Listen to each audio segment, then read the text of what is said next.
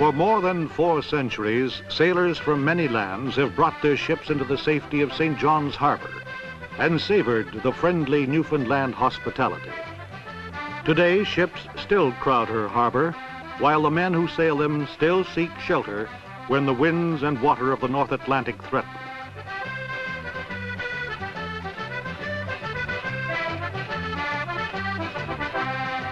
Fishing continues to be of prime importance to the islander, whether commercially or for just a quiet moment of personal pleasure.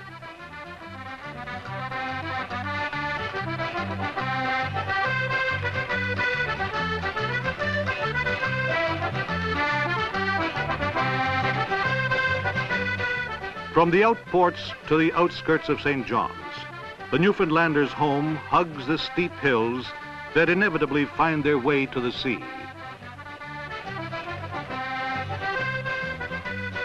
In the city itself, architecture ranges from the very old to the ultra-modern. History is recorded wherever you look. For Bill Good, Dean of Brier Broadcast Reporters, the St. John's Brier held a special significance. Bill began covering the Canadian Curling Championships 25 years ago. Now he can say with commendable pride that he has reported the event from all 10 Canadian provinces.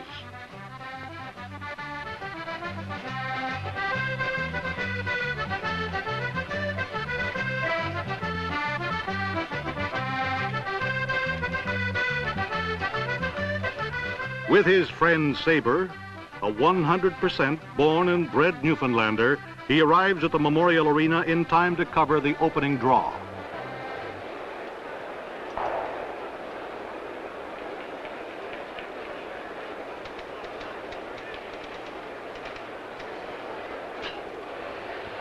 Hi, I'm Frank Williams.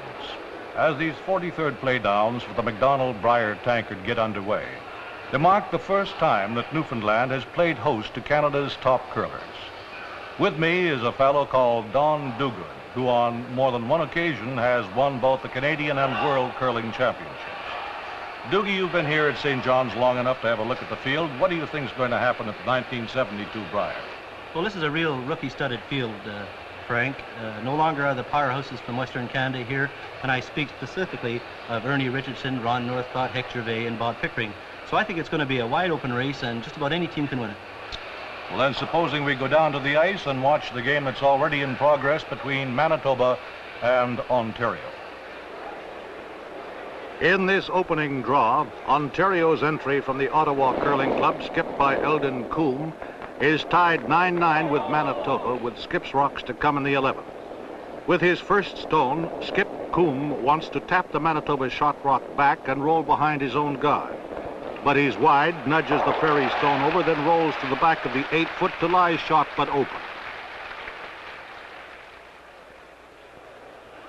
Given the edge by the odds makers, the Manitoba rink is skipped by Orest Melischuk, known to his western confreres as the Big O.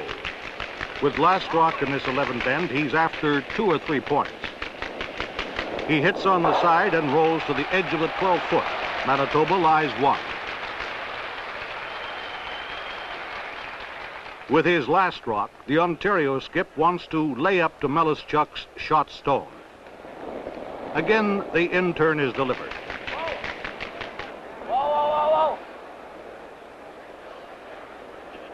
But he's heavy and he's wide. Ontario slides to the front of the 12-foot and Manitoba still lies 1. Coombe watches as Dave Romano calls for the takeout.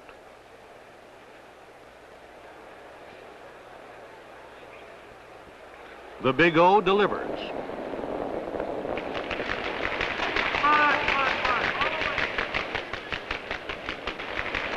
But he's narrow. The front end tries to straighten it out. Melischuk punches one Ontario stone out and gets a good roll to the 4-foot to pick up 2 big points and go ahead 11-9 and go on to defeat Ontario.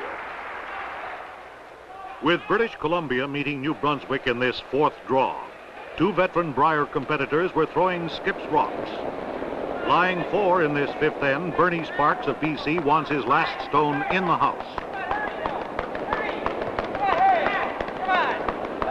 Good sweeping brings it into the 12-foot, and now BC lies 5.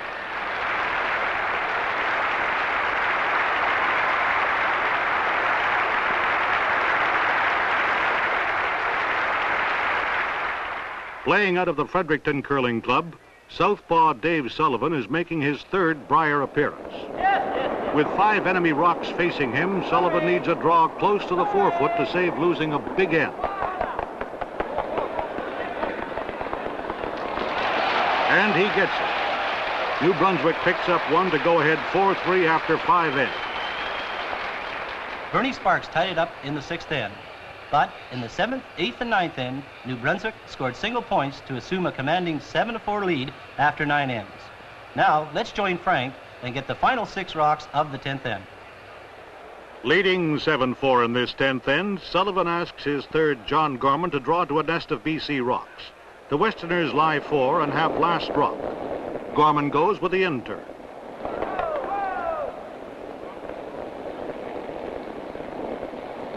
It looks heavy.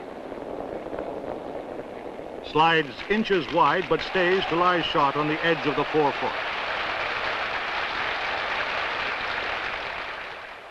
Sparks calls for a double raise from his 3rd, Brock Giles, one of the 3 Giles brothers on his rink. It's a real pressure shot. Slips past the long guard, and it's a great stone. BC now lies 5.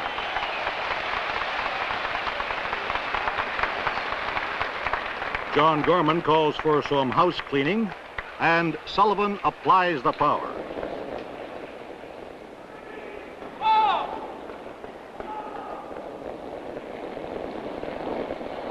When it's all over, British Columbia lies 2. With a 3rd rock at the back of the house, Sparky is after the chip and roll. He throws the out turn.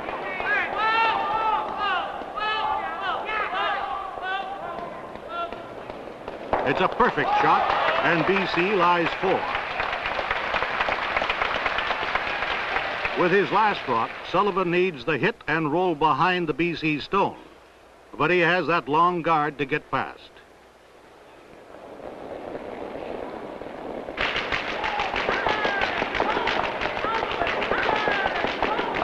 He's past the guard and gets the hit and the roll. New Brunswick is shot. This is the kind of shot making that makes the Brier the finest curling spectacle in the world. Now it's conference time for the BC foursome. The decision is made, and Brock Giles goes in to hold the broom for Bernie Sparks. He's going for the chip and roll. Sparky must get past the long guard, his own stone in the 8-foot, and hope he doesn't roll out himself. Put all these pieces together, and the result is the perfect stone. BC counts 4 to go ahead 8-7. New Brunswick scored 2 in the 11th end to lead 9-8 going home. Bernie Sparks had the opportunity in the 12th to hit and count 2, but was narrow on the shot, missing the open takeout and enabling New Brunswick to steal 1 and go on to win 10-8. Now, let's join Frank in the Manitoba-Quebec game in the 7th end. Lying 1 in this 7th end, Bill Kent, the Montreal skip, with his last stone, is trying for a little protection, and at the same time attempting to block the 4-foot.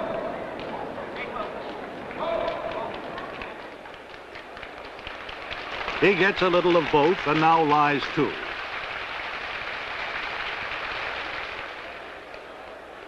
With 2 long guards out front, wide ice is indicated by Dave Romano. Melischuk needs the old bread and butter shot here, the cold draw to the 4-foot.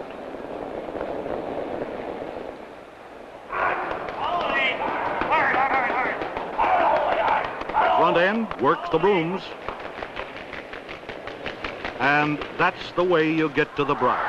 Manitoba picks up 1 to go ahead 5-4 after 7 ends. Going home in the 12th end, Melischuk leads 9-6. but Kent has 3 stones in the house and last rock. But Melischuk's blue counter is second stone. The Quebec skip has only one choice, a very delicate takeout. If he makes it, it'll be one of the great shots of this or any other Brier. A magnificent shot under tremendous pressure. Quebec defeats Manitoba 10-9. Doogie, that's one of the finest shots we've seen up to now. Any comments? Well, Frank, let's have a look at the replay of Kent's last rock. In slow motion, you'll just see what a great shot it was under extreme pressure. Okay. Bill has to be letter perfect. He can't afford to hit Melischuk's rock on the inside because he may drive it onto one of his own. He must hit the Manitoba stone on the outside and push it through the opening to count 4. At the halfway mark, it might be interesting to check the standings of the top contenders. Saskatchewan is leading with 4 wins and no losses. Right behind with just 1 loss are Alberta, Manitoba, Ontario, and Quebec. Now, as we move into the 6th draw, the Alberta-Saskatchewan game is a crucial one. We join them with skips rocks to come in the 4th end. Saskatchewan is on the short end of a 3-1 score in this 4th end against Alberta. Doug Wyatt is after a double. Alberta is lying 2 and has last rock. Wyatt gets 1 and pushes the second red rock to the 12-foot. Now Saskatchewan lies 2. Third, Jimmy Fox asks Skip Bill Watchhorn to drop one onto the 4-foot. This is the first time a rink from the Peace River country has represented Alberta at the Brier. Watchhorn's first stone looks narrow. Rubs Saskatchewan's shot rock and rolls into the 8-foot for second stone.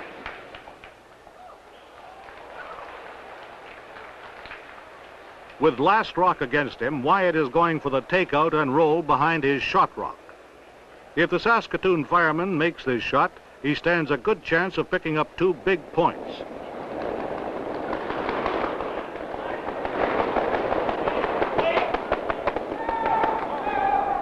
He looks wide, gets the takeout, but not the roll. Saskatchewan lies 3. With half the 4-foot open, Watchhorn switches to the out-turn draw.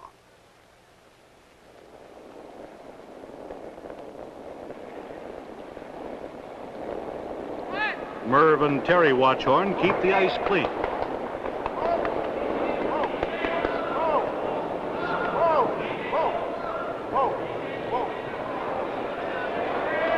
And again, that all-important cold draw to the 4-foot pays off. Alberta goes ahead 4-1 after 4 ends. The mark of any great skip or team is their ability to fight back. Doug Wyatt, after a shaky start, fought back to tie the game 7-all after 10 ends. Now we join them in the final stages of the 11th end. With 3 rocks to come in this 11th end, the score is tied 7-7. Saskatchewan is shot, but again Alberta has last rock. Watchhorn had dropped his first game to Quebec, and at this point Saskatchewan is unbeaten. The Peace River skip is trying to tap the Saskatchewan shot rock back. But he's heavy, rubs the blue stone and rolls to the 12-foot. Saskatchewan lies 1. With 2 long guards offering partial protection to his shot rock, Wyatt wants to block the in-turn draw to the 4-foot. He delivers his last rock.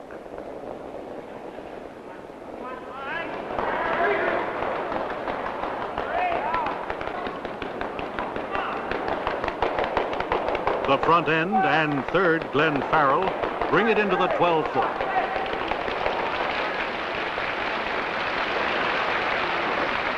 Again, Watchhorn switches to the out turn, but he must get past those long guards.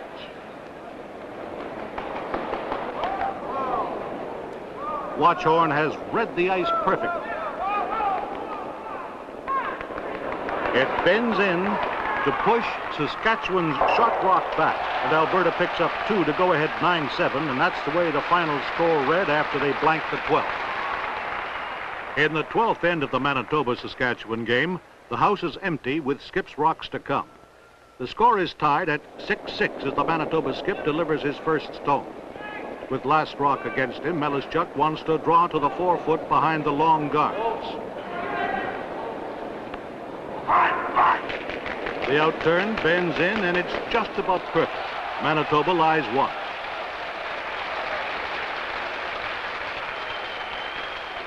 Doug Wyatt calls for the same ice. He's got lots of room.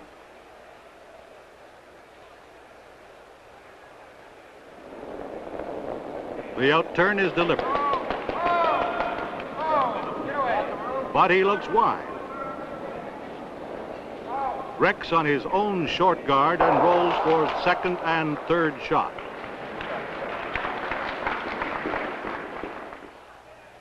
Now, if Melischuk can block the port, Saskatchewan is going to have a very tough time indeed getting at the Manitoba shot rock.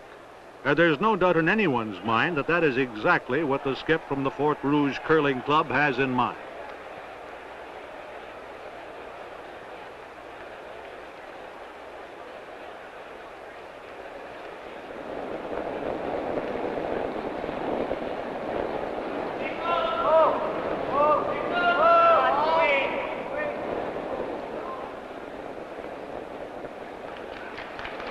And the port is successfully blocked. Well, what's the choice? The in-turn over uncertain ice, or do we go with the out-turn through what's left of the port? Wyatt decides to try the out-turn. It isn't much of a choice, but he figures it's the best bet.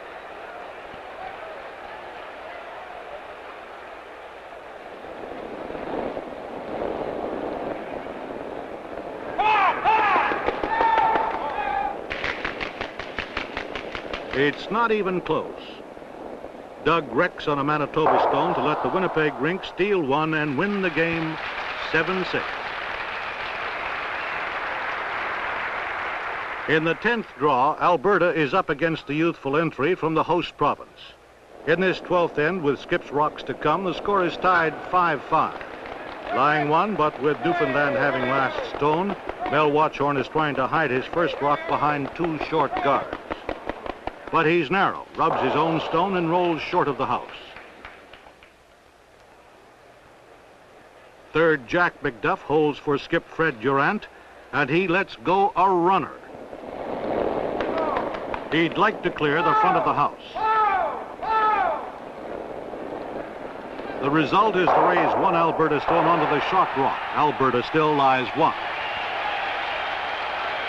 Taking wide ice, Watchorn is still going for a rock to the 4 foot behind the short guards.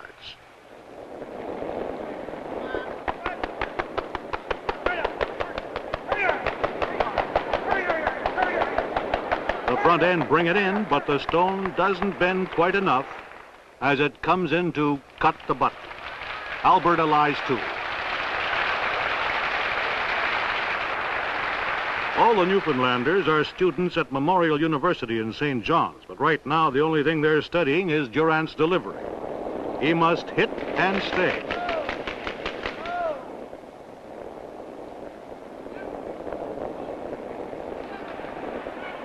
And he does, to count 1 and defeat Alberta 6-5.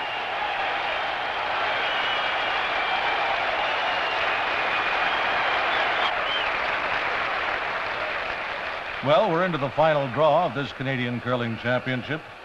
How does it look to you? Well, if Manitoba loses to Alberta and Quebec defeats British Columbia, we're going to see a playoff in this Newfoundland Brier. Quebec is lying 3 with Skip's rocks to come in the 11th end. BC leads the game 7-6 as Bernie Sparks goes for the double. The in-turn is wide. He gets 1, but rolls out, leaving Quebec lying 2.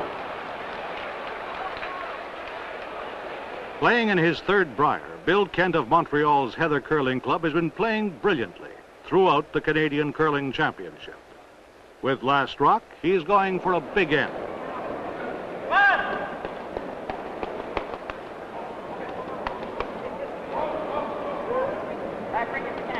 Second, Don Aitken brings it to the back of the 8 foot. Quebec lies 3.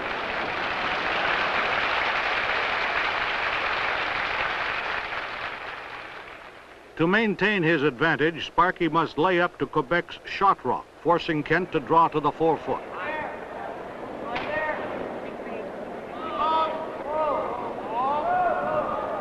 Will it bend enough? It looks wide and heavy. BC nudges the Quebec stone and lays for shot. Narrow ice would indicate that Kent will attempt to chip out the BC stone and stay for 4. The southpaw delivery is made.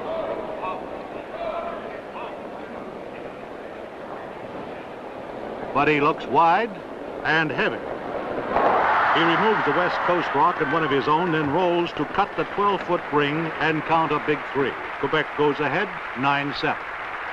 Frank, I think we can forget about that playoff possibility. Manitoba's out in front and running easy. Okay, Doogie. Well, all Kent can do now is duplicate Quebec's best Brier record of 8 wins and 2 losses set by the Ken Weldon rink in 1953. Right now, we're playing in an extra end. Sparks tied it up in the 12th and now is lying 1 as his first stone comes in for a short guard.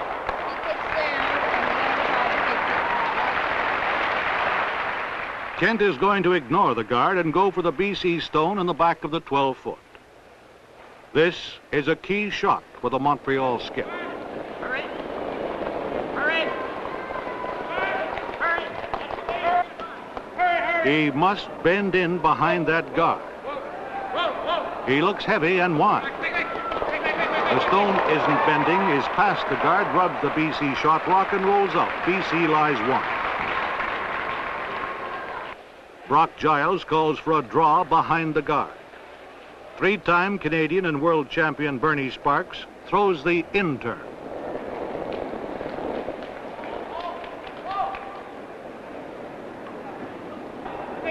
His weight looks perfect. The rock starts to bend and comes in to lie shot on the edge of the bucket. BC lies 2. There's little doubt that Bill Kent wishes he'd removed that BC guard with his first stone. But the shot is still there to be made.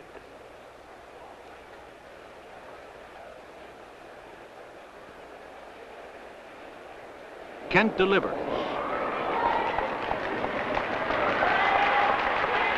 And he's worked. The front end pound the ice, but it's narrow, rubs the guard and rolls through the house. BC steals 2 to defeat Quebec 11-9. And so, with a 9-1 record, Horace Melischuk and his rink of Dave Romano, John Hanisiak, and Pat Haley from Manitoba have won the 1972 Canadian Curling Championship. With the games behind them, 9 rinks follow the pipe band down the center sheet to watch the presentation ceremonies.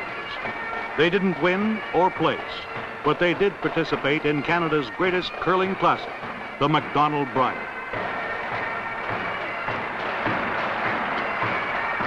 It marked the first time in 19 years that a Quebec rink placed second in the playdowns.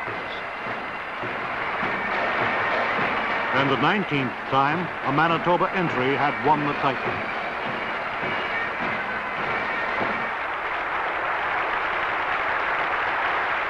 Alec Henley, General Chairman of the St. John's Brier Committee, calls on David M. Stewart to present the MacDonald Brier tankard to the 1972 champions from Winnipeg, Manitoba.